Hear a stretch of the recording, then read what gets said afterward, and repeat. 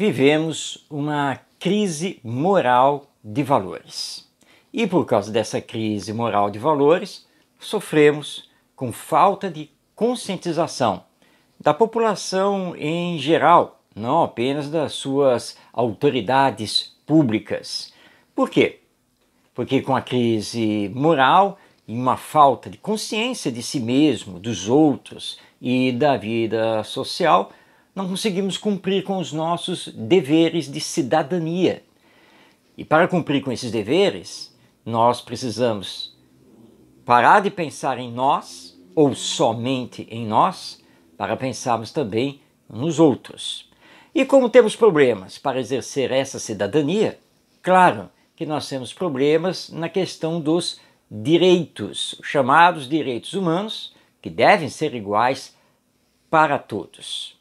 Bem, se está acontecendo essa crise moral e esse problema de exercer plenamente a cidadania, reconhecer os direitos, os limites, nós temos que entender que não temos tido gerações com pensamento crítico.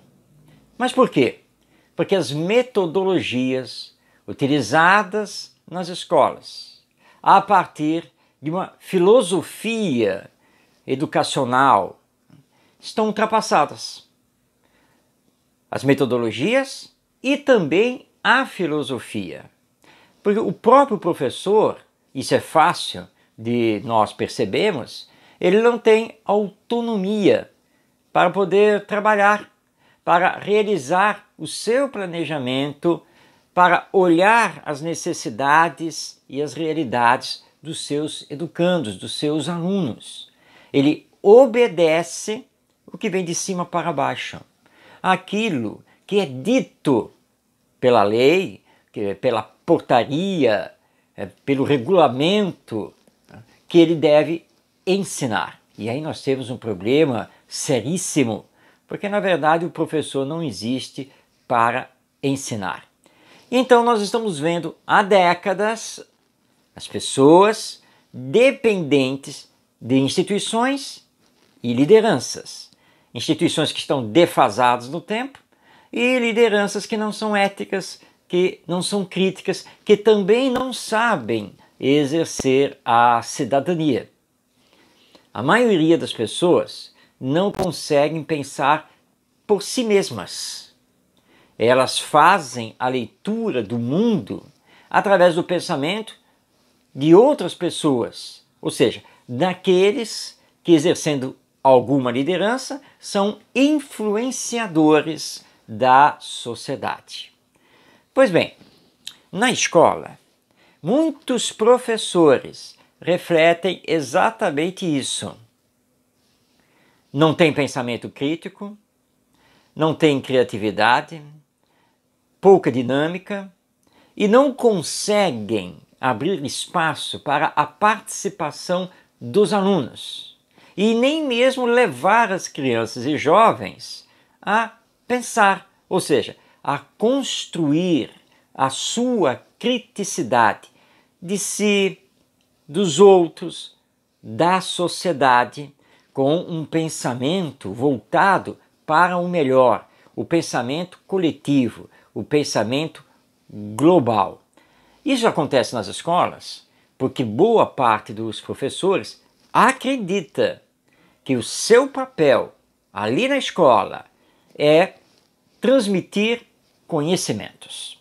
Os conhecimentos de geografia, os conhecimentos de história, os conhecimentos de matemática, os conhecimentos de português, os conhecimentos de biologia e assim por diante. Mas quem foi que disse que o papel do professor é apenas o de ensinar?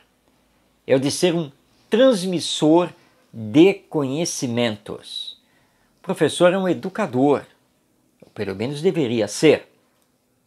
E o professor precisa permitir a liberdade dos alunos e precisa provocá-los para pensar, para que desenvolvam autonomia, criticidade, para que trabalhem, através de exercícios práticos, a ética, a solidariedade, olhar a sociedade humana com olhar coletivo, o olhar global.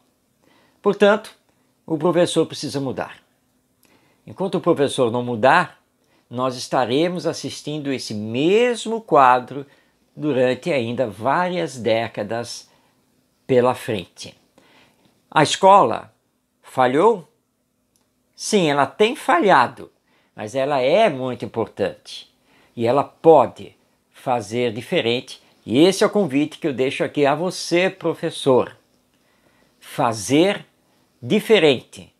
Saia do ensinar, vá para o processo de aprendizagem entre pessoas e acredite que através da liberdade, através da autonomia, da criticidade, nós vamos chegar na ética, na solidariedade, numa nova escola, uma nova educação, uma nova sociedade. Até nosso próximo encontro.